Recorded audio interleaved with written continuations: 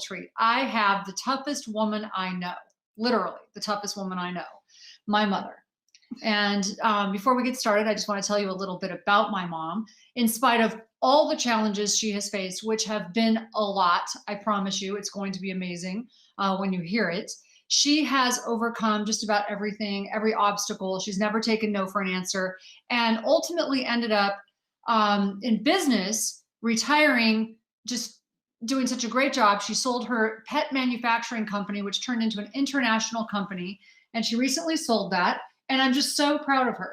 So I'm not going to give away what she's done in her life because I want that to be part of the conversation. But welcome, Mom. Thank you, honey. I might add, you've done a fantastic job on your book, which I Thank read. you. Most people are reading your book. I found that I was reliving part of that book. Yeah, that's a little hard. Very good. Very good. Fantastic. Yeah, I might add that when you're writing a memoir, you have to remember that you're ripping off Band-Aids for other people. You're sort of opening old wounds, and you have to kind of remember that because it's not easy. So when people are still alive and you're talking about their lives, it can be challenging. So thank you. So I have a lot of questions because not everybody's read the book yet. The book actually doesn't come out until January 5th, and I've been giving little stories so people would understand what's happening in the book. But there's a lot. And when I talk about some of the challenges I overcame, not just in my childhood, I mean, let's admit it, some of my trauma was self-induced in my 20s, but just childhood stuff that I overcame, you overcame more. And so that's the interesting thing. You were determined to make my life better than yours, and you did. So when people read my story and they realize you really did a lot to improve what you went through, that says a lot because it was pretty crazy. So I want to touch on some of those things. One of the stories in my book talks about how you left home when you were 16. You literally lived on the street for a while. So what would prompt someone to leave home at 16 years old and live on the street? I mean, that really says a lot about the situation that you were in and why, there had to be something. Well, I didn't desert my family. I was running for self-preservation. I talked to a psychologist who advised me, you don't ruin 3 lives for the price of 1. Okay, so dig into that a little bit. So what you're trying to say is, I think you're talking about grandma. She was going through a hard time mentally. Well, more than that, we had neighbors who created gossip, and gossip creates a lot of damage. So there was a lot of stuff going on at home, basically. Yes. So basically what was happening is there was a lot of drama at home. Grandma was going through a lot of stuff, and that was starting to affect you mentally. Many divorce hearings, child custody hearings, and that wasn't the same then as it is now. And we were drugged through them. So mine was self-preservation. I couldn't focus, grades failing, changing high schools, many different reasons. And then after I left home and on the street for a long time, I actually took responsibility for my parents instead of continuing my education. So your story is pretty wild. I talk about it in my book. And I know, we're not going to dig too much into it, but people hear, okay, well, a lot of kids go through divorce, but trust me, it was not quite that simple. I mean, there were situations where, and I love my grandmother, and this is what we talk about at Amen Clinics. It's easy to call people bad. It's harder to ask why. I actually think she was misdiagnosed. I think she wasn't treated properly, but she'd wake you up in the middle of the night and screaming and, have you scrubbing floors and washing windows and calling you names. And she didn't mean it. No. But she was not treated properly. Hormones, I really feel. But whatever it was hard. It was major imbalance. Yes. Yeah. So you ran away from home, and then you end up taking them in later, which means you obviously started to turn your life around with a lot of hard work and a lot of challenges. So most people would never overcome that. Most people would never actually get to the place of being able to even turn their lives around. How did you get to that place? Well, 2 things. One, my dad always told me, look at the absolute worst that can happen. If you can overcome that, you can overcome anything in between. So imagine the worst thing that's possible. Yes. Also, at 17, I asked God, if he could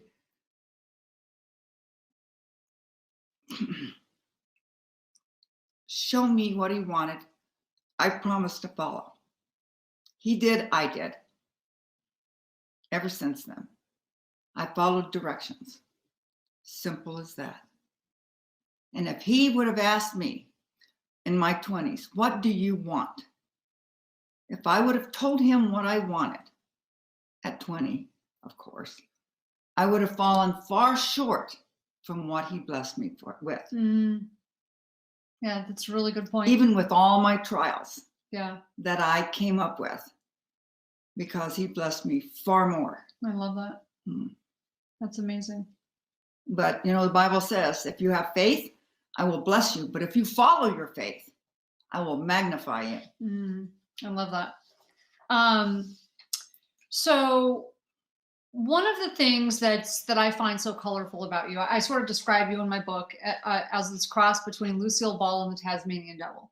So that was tagged on me, by the way. You've mellowed out a little bit, now in these years. But when I was growing up, I mean, there's nothing you wouldn't take on. And I'm not joking when I say that. To survive, you usually were working 3 jobs, had a janitorial business, you had a steam cleaning business, you drove 18-wheelers. I mean, you would literally do anything to survive. But then after that, eventually you weren't just surviving, you were thriving. And that's pretty crazy that you could take that, and you didn't really finish high school. So there are so many people. I'm so proud of you. I know for a long time that was hard for you. That was hard for you to deal with and talk about. And like, you felt bad about yourself for that. But when I think of that, I'm like, wow. I mean, that's pretty amazing that you never used it as an excuse. You never stopped. You never gave up. And you didn't just thrive in spite of your challenges. It's almost like you did because of them.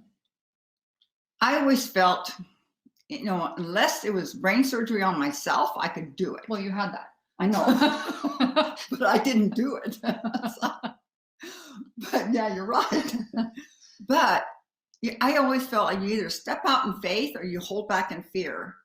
And in a way, if I had had a degree, I probably wouldn't have done some of the things I did, because I was always told, you can't do that. Well, you would not have taken the risk for sure, probably. Yeah, because they said you can't do that. Yeah. And I always thought, yeah, I can.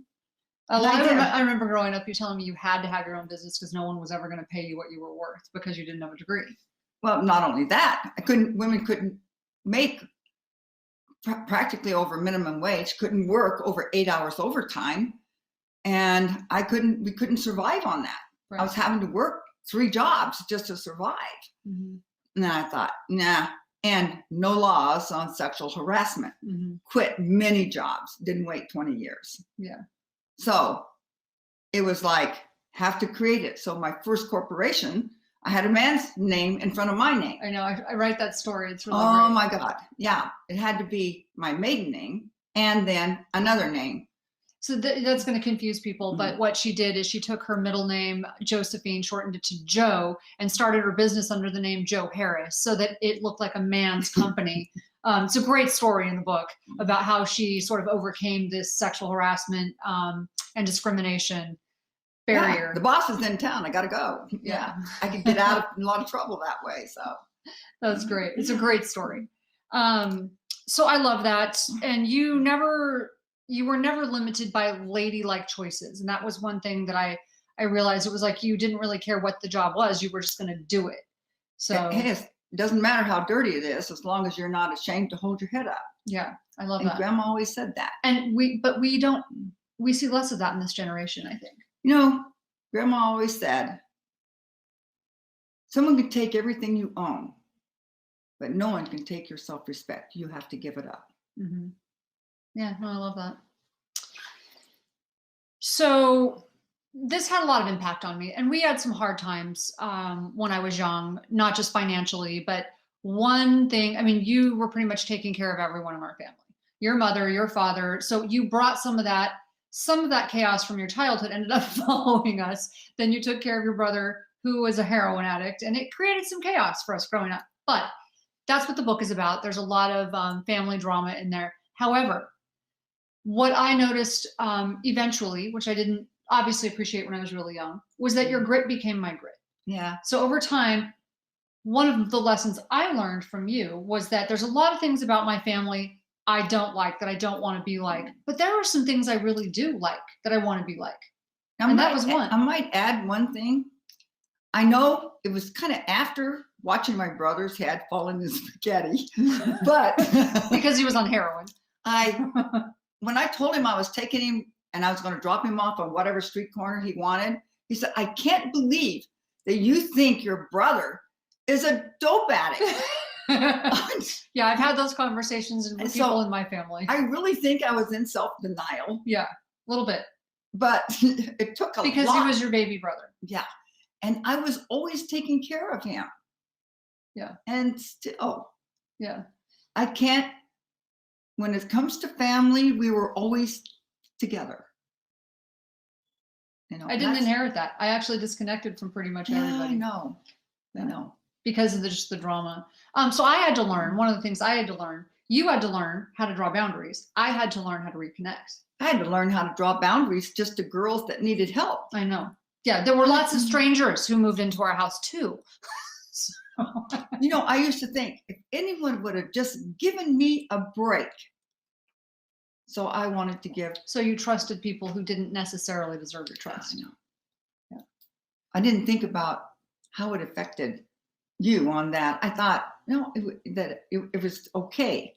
And I was trying to teach other girls a trade, not just give them a job. Mm-hmm. So then I brought them in, gave them a room and a job. And they would take advantage and steal stuff and cause problems. So again, you had to learn how to draw boundaries, and I had to learn how to not disconnect. Right. And so that environment sort of affected us differently. True. But it was, but here's one thing that I want to, through all of that, not a lot of people can say this, and this is really important. I always knew you would be there for me. And I can honestly say that you're my best friend. Yeah, growing up, like, I knew that you were there. It was crazy sometimes, but it's not like the one thing that I felt was different between me and so many people that I knew who had so craziness in their lives is it's not like I didn't know you, like, I knew you loved me, and we ended up being best friends. And so that says a lot, and that goes a long way. That covers a lot of stuff, and that's there's a lot of grace that goes with that, right? Yeah, a lot of grace. You're right. Yeah, and I think that's why we had more of a shot at healing than some people I've seen. And it's not that you don't. If you don't have that, I just think that healing or having good relationships certainly makes it easier. You know, a parent always worries about, did I make a right decision? Am I doing the right thing? And I worried about all these different things because I sacrificed time with you in order to, what I thought, give you something better. It's the results that gives you your answer. Mm-hmm. You're walking with Christ, you having your daughter, and God says, I will bless you for 4 generations. That's my answer. Mm-hmm. I'm proud of you, and I'm proud of my granddaughter. Mm-hmm. And so I have my answer. So it was worth some of the hard times. Yeah, it was. Yeah, I would do it again. I mean, there are things that I would have probably maybe celebrate a few holidays and but it's okay. I mean, but I sacrificed my life. I don't remember having a life. Mm-hmm. And I give some advice. You can make more money, but you can't make more time. So one of my favorite mom hero stories is also one of the hardest stories in my book to write about, was when my stepdad climbed in bed with me when I was 12. But unlike so many of the people that I knew growing up, some of my friends, rather than not being believed, she tried to kill him. Like, she literally jumped on him. Yeah. But you believed me. Yeah. And I felt validated. And so The that minute was, you started your story, that it was you like, knew before I even told you. mm, And that's just a really important point, I think. we didn't even get moved in together. I mean, it was like It happened right immediate away, yeah. into a, So fortunately, I didn't have time to go too far, but it was pretty traumatic. And yeah. it was, and then you jumping on him and running down the street screaming was fairly traumatic. It was better than shooting him. Yes. It was, This is true. Yeah, you probably had more restraint than I would have. So I think a lot of mothers watching this are going to relate to that. um, but your grit eventually became my grit, and I feel like to some degree we sort of grew up together, and we were sort of working through some things together. And I had to raise myself. I mean, I was a latchkey kid. You were busy working, but we did, and we figured a lot of stuff out. So, not all women feel comfortable going to some of the extremes that I talk about in the book. I mean, not just as she attacked this guy that I just talked about. I remember her running down the hall with a shotgun, racking the shotgun when some guy was in our house, burglarizing our house. You were fiercely. I was covering you to go to the neighbors to call the police. I know, it's not the point. You not a lot of women will go to these extremes.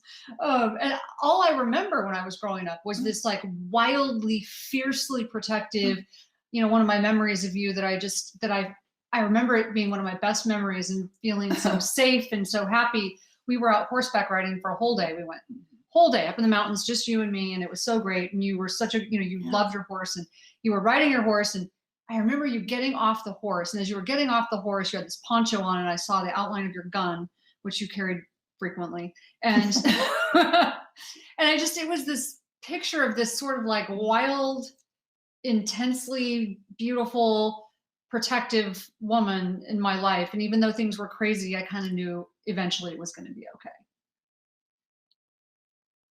It was. And at times I didn't always have that feeling, but that was one of those days I felt that way. It was one of those days where I'm like, if I could just freeze time right now, I know it would be okay. I knew it'd be okay. God said it would. I knew it would. So I love that. So I want, for people who are watching this, we're in unprecedented times. It's really hard for people right now.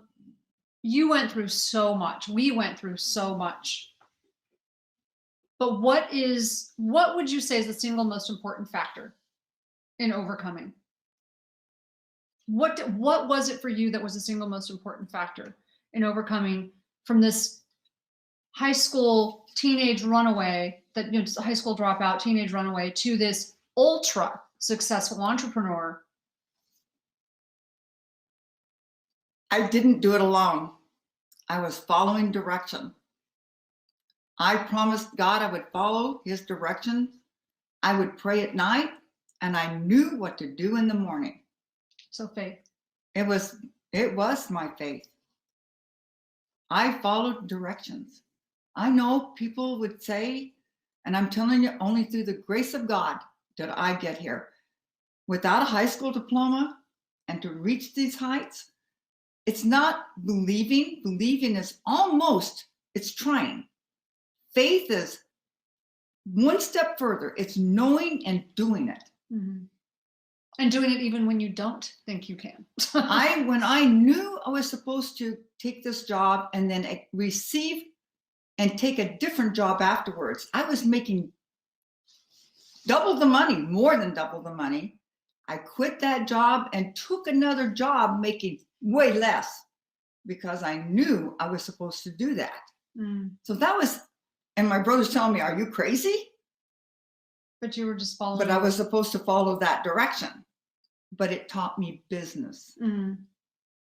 And here I went from being homeless with nothing at 22 to buying my first house at almost 25. Mm-hmm. If you follow his direction, he blesses you. Mm. So one thing I want to touch on, because your faith played a big part in your journey but God wasn't a big discussion in our house when I was growing up. So you never faltered in your belief. Mm. But we didn't go to church. That wasn't a big discussion in our lives. My dad was a Baptist minister, but that was a whole nother crazy It story. was a pushback for me. But it at also first. was a crazy story because my dad being a minister was, well, that's a whole nother can of worms. Let me add one thing, because I had pushed back from church, but my dad said one thing to me: don't lose your faith for another man's mistake. Mhm. And that saved me. So I remember the turning point. One special time in my life was when, in my 20s, when I started going to a Bible study and you started going with me, and we really bonded over that. And that's when I remember us sort of going to church together. Yeah. And but I find it interesting that even though you didn't go to church, even though we didn't go to church, and that wasn't a topic of conversation in our home, you still never lost your faith. Because I followed Christ. I never followed a man or a church because I didn't trust them. I lost my faith in man and church. But it was my dad's words that kept following me. Mm-hmm. And then I said, okay, Christ I can always depend on. So I never lost faith in him. Excellent. So what is the most important lesson you've learned? Well, 3 things. 1, never quit.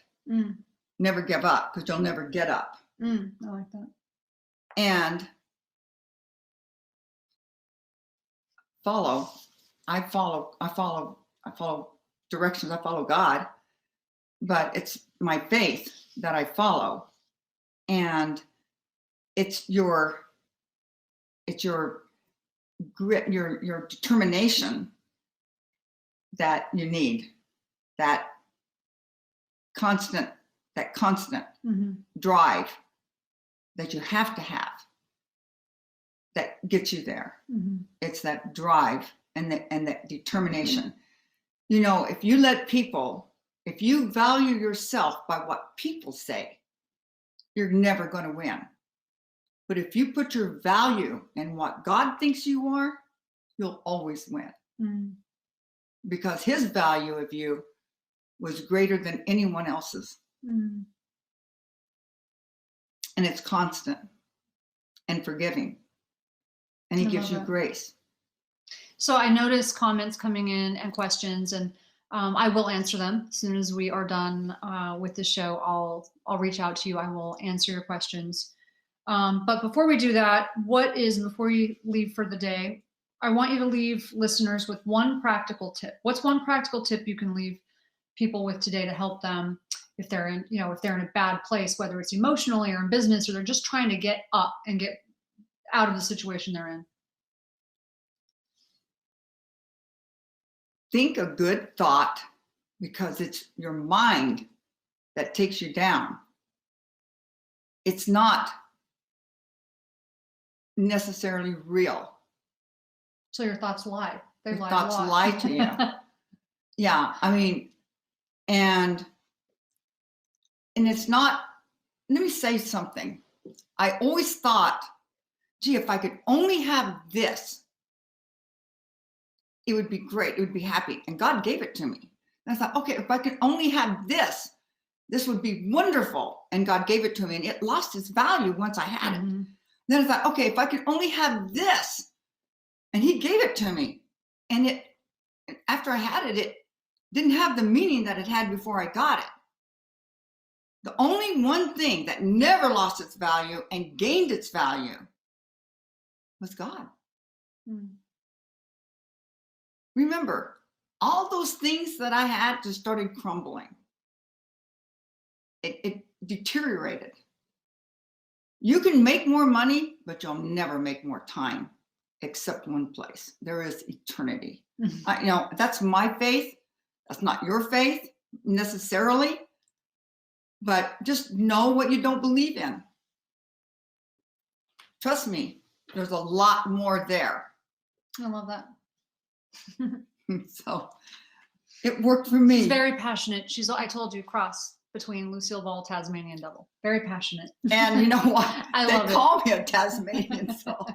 But She's awesome. no, but don't forget to live, because Yeah, you didn't do a lot of that. yeah, no, and I regret some of that. Yeah. I regret not spending more time.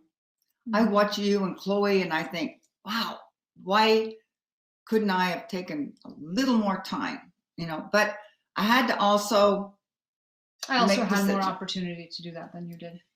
Yeah, and you know, if I would have just known the anatomy, I would have been able to say, hey, that's your thyroid. You know, but She's talking about my cancer, but we didn't know that. So no, I didn't know where the thyroid was, if it was in the neck or the butt. You know? okay. Well, on that note, All right, so, know your anatomy. So that was fabulous. This is my mom. I told you, toughest person I've ever met. So she has overcome more than any person that I know. And if you read my book, you will understand what I mean. She's still making some of it sound a little sweeter and easier than it was, because that's her nature. It was hard, but it was good. well, let me ask you something. How many people in their mid-60s, after a devastating fire, would start over? Yeah, no, it was hard. You started with nothing. Again, you started over. Now I started with 3 things: a 4-drawer file cabinet Bible, and if God is for you, who can be against you? In 8 weeks, we were sailing. Yep. And you rebuilt. So that's my mom. Thank you so much for watching, and I hope you learned something. Please post what you've learned, tag me, and I will answer these questions when we're done. If you are struggling and you know you're in a bad place, you can reach out to one of our doctors at 844-818-0616. Please don't suffer in silence. Don't suffer alone. And we look forward to seeing you next week on Relentless Courage. I have a special guest for you.